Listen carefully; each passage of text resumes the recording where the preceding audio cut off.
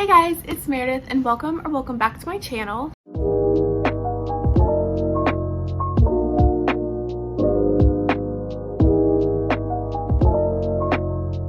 So today I thought I would do just a little haul of some of the books that I've gotten throughout the year. Please excuse my description of some of these books. Most books I kind of just pick up on a whim or from recommendations, and so I don't really always know all of the details about them. I usually like going in pretty blind, and so if I don't do the book justice, I'm sorry in advance. But with that being said, let's go ahead and jump into the haul. So first I will talk about the historical fiction books that I picked up this year. And surprise, surprise, I have 3 Kristin Hannah books here to talk about. The first is Firefly Lane. This book follows 2 friends, I think starting in 1974, and then kind of follows them for 30 years. And I don't really know too much about this.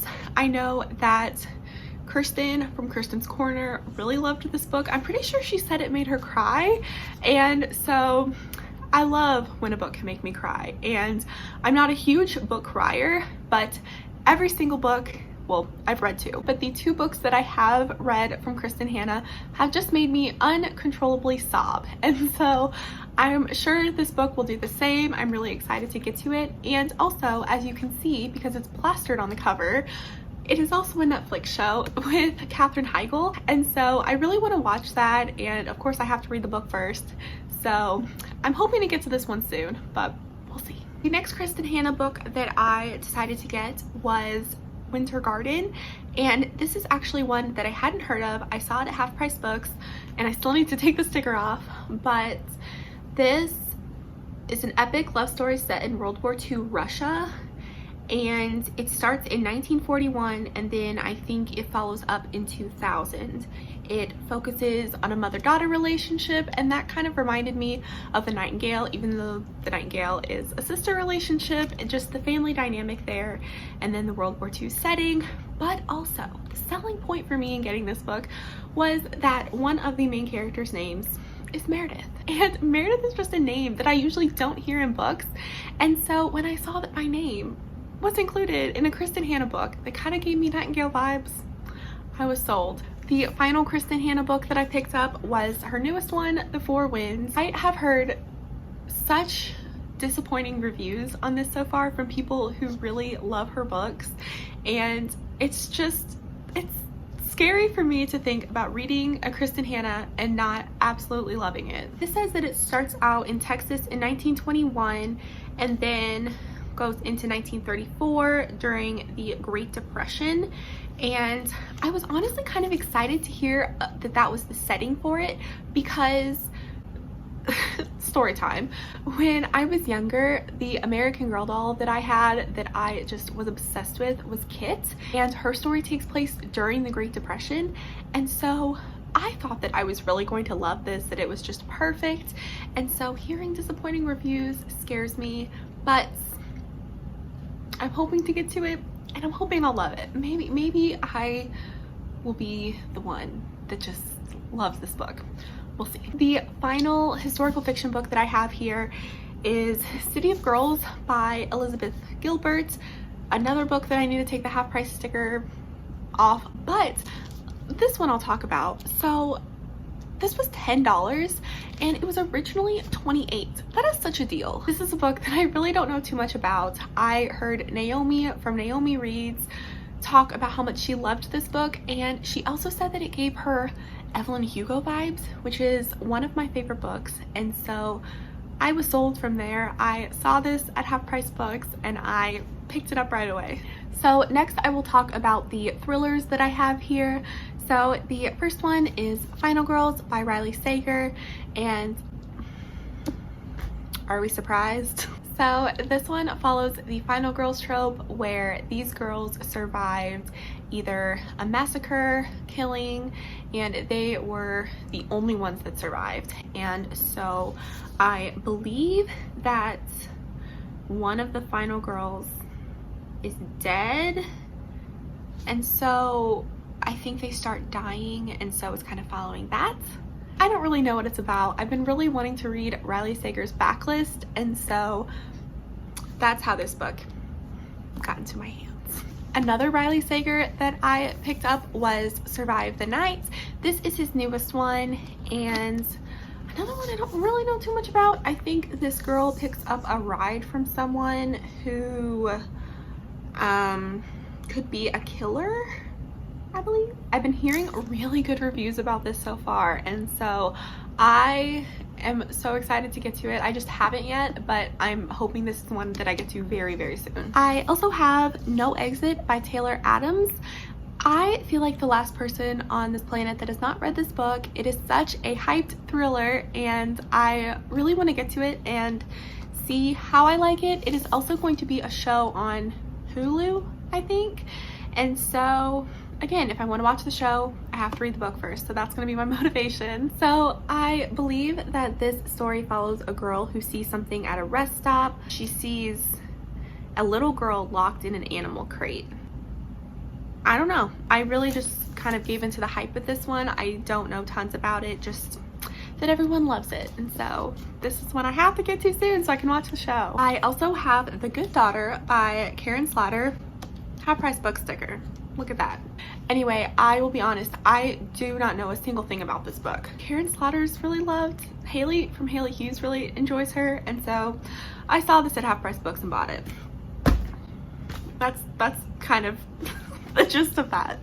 So the final thriller that I have to talk about today is 56 Days by Catherine Ryan Howard. I had not heard of this book until I saw it as one of the Book of the Month choices, but this follows two people who meet at a supermarket and they start dating, and then COVID-19 happens and the world shuts down, and so they decide that they will stay together, quarantine together, and one of them ends up dead. It just sounds like a very unique story. I'm kind of nervous about reading a story set during COVID. I'm also really excited. It sounded like a really unique story, so we'll see. Next, I will talk about this huge stack of romance books. I will first talk about the book that I just finished, which is People We Meet on Vacation by Emily Henry. Oh my gosh, I loved this book.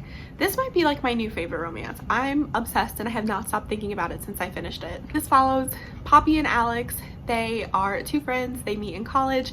Very, very different. Alex is more of a laid back, kind of quiet guy. Poppy is very outgoing and energetic, and these two decide to take a trip every single year, and we follow them throughout their trips that they take. And now when something happened and they aren't really talking anymore, and so I just absolutely loved this. Alex and Poppy are great. I don't want to say too much. I'll talk about it in my wrap up, but oh my gosh, I read this on vacation and it was just so perfect. Next is the book that I'm actually currently reading, and it is Shipped by Angie Hockman. I had heard Caroline Johnson talk about this book in a video and she really loved it. This has also been compared to The Unhoneymooners and The Hating Game, which are two of my favorite romances, and so I knew I had to pick it up. This follows Henley and Graham. They both work for the same company and they are both up for the same promotion. Much like The Hating Game, Henley really despises Graham, and their boss decides to send them on a cruise where they are promoting bookings in the Galapagos for their job. I'm enjoying it right now. I haven't really gotten anything too great, but I'm excited to keep reading this one. Next, I have Vicious by LJ Shen. I hate this cover so much. I don't even want to hold it up. But I've heard so many people absolutely love this book, and it is part of the Sinners of Saints series, and I heard nothing but great things about it, and so I really want to read it. It's one I really don't know too much about. I just heard people talk about it, but gosh, I'm so embarrassed about this cover. What if I love this and then I have to get a bunch of shirtless men covers? Why is that a thing? Why can't we just make pretty covers? Why? Next, I have 3 Colleen Hoovers that I am so excited to get to. The first one being Ugly Love. I have heard so many great things about this. I know it's about a toxic relationship, so kind of nervous for the toxic relationship, but excited because it's Colleen Hoover. I've really been loving her writing and her romance, and if you don't follow her on TikTok, do yourself a favor and follow her. She's so funny. But yes, so I'm excited to get to her. Next I have Layla by Colleen Hoover. I thought I knew what it was about, but it doesn't directly say it on the back what I kind of was thinking, and I don't know if that was a spoiler, so I don't want to say anything. I just heard this book is really weird, and Haley Hughes, I get so many recommendations from her, but she really liked this book and she said it was very bizarre, and so I don't know, I like a nice bizarre Colleen Hoover. The final Colleen Hoover I have is Heartbones, and I actually bought this to read on vacation. I heard it was a great summer read and it didn't come in time, so unfortunately haven't read this one yet. But it says that Bea comes from a life of poverty and Samson is from a family of wealth, and they find themselves spending the summer as neighbors. That's kind of all I know about it. I've heard really great things about this, and like I said, I have been absolutely loving Colleen Hoover's book so far, and so I'm just getting my little collection. Next I have 3 Taylor Jenkins Reid books. I have been wanting to read her backlist, hopefully for a video, but I have Forever Interrupted after I do N1 True Loves. I'm really excited to get to these. She's one of my favorite authors, and those are the only 3 books from her I haven't read, and I think a short little book called Something of the Affair. So those are the books that I need to read her full backlist. Okay, the next ones are just kind of random ones, like one-offs that I have from authors.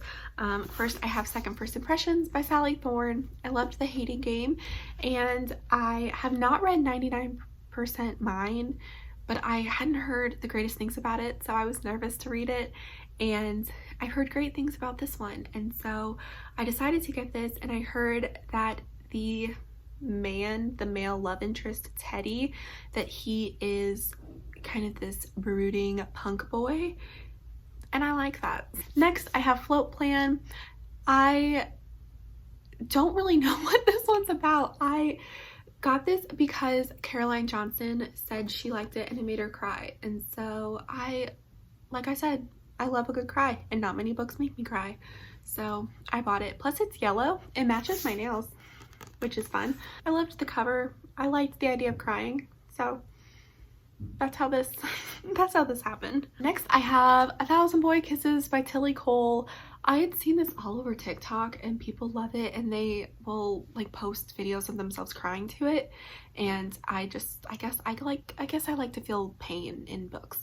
But I really wanted to read it because I thought it sounded like a sweet, sad romance. But then I've been hearing it's also very immaturely written, so I'm nervous about that. I don't know. I didn't really know anything about it, and then I started hearing some not so hot reviews about it, but we'll see. Now I own it, so. And then the final romance I have that I'm so excited to get to is Instructions for Dancing by Nicola Yoon. What made me so excited to pick this up is I have heard so many good things about it. I've heard that it is kind of a tearjerker. It follows Evie, and whenever she witnesses a couple kiss, she can see how their romance begins and then how it will end. And so she doesn't really believe in love because anytime she sees these couples, she sees how their relationship will end. And that premise to me just sounds so cool. She also finds herself at this dance studio, and I don't know, it just sounds really sweet and really cute, and I did really like Nicola Yoon's writing, so I'm excited to read this one. Lastly are the random books that don't really fit into a category of the ones I have mentioned, but the first one is The Anthropocene Reviewed by John Green, and I got this on Amazon. I've said before, I am a huge John Green fan. I know that people can look back on his books and think that they were cringy YA. I absolutely love them. I have such fond memories with them, and so he is an auto-buy author for me. This is his first nonfiction. This was a signed edition on Amazon, which I thought was so cool. And because I think it's funny, really quick, I want to read the page that he has next to his signature because I don't know, I found it so funny. It says, on the opposite page you'll find an autograph, mine to be exact, which I signed with some kind of Sharpie while sitting on the edge of the couch in my basement. This sheet of paper was then bound into your copy of the Anthropocene Reviewed. I wanted to sign this book for you in the hopes that it might give you the same little moment of joy that I always feel when I come across a signed book. An autograph doesn't mean much, I guess. It's just a scribble on a page, an utterly illegible scribble in my case, but it's the only way I know how to say thank you. Thank you for giving this book a seat at the table in your life. I give autographs 3.5 stars.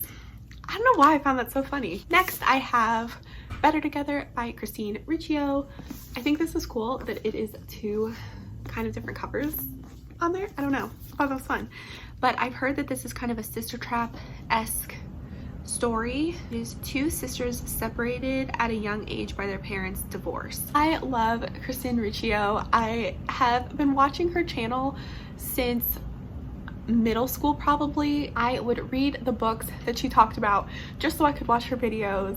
I was just so obsessed. And so I read Again But Better a few summers ago when it came out, and it was very, I don't want to say cringy, but it definitely had very cringy jokes in it and just so many pop culture references into that time.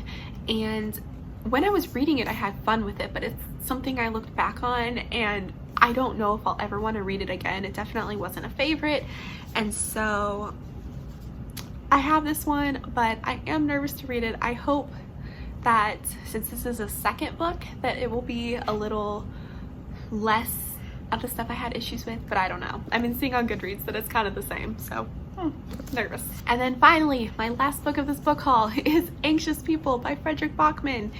I have never read a Frederick Bachman before. I've heard nothing but great things. I own Beartown and whatever the Us Against You. I have those 2 books on my shelf and I have not read them yet, but I've heard great things about Anxious People. So this book takes place during a bank robbery. The robbers are holding these people hostage, and I think you just get to learn about the people that are being held hostage, I think. I'm not really 100% sure. I really do love a character-driven book, and so I think that I will love this. But thank you so much for watching. Don't forget to give this video a thumbs up if you liked it, and let me know in the comments which of these books mentioned I should prioritize on my never-ending TBR. And if you would like to see more bookish content from me, don't forget to subscribe. So I will see you guys in my next video. Bye! Up for the same promotion. What is this cover? What is with the, oh my gosh, there's a car alarm. Do you guys hear that? It takes place during a heist. That's wrong. That's wrong.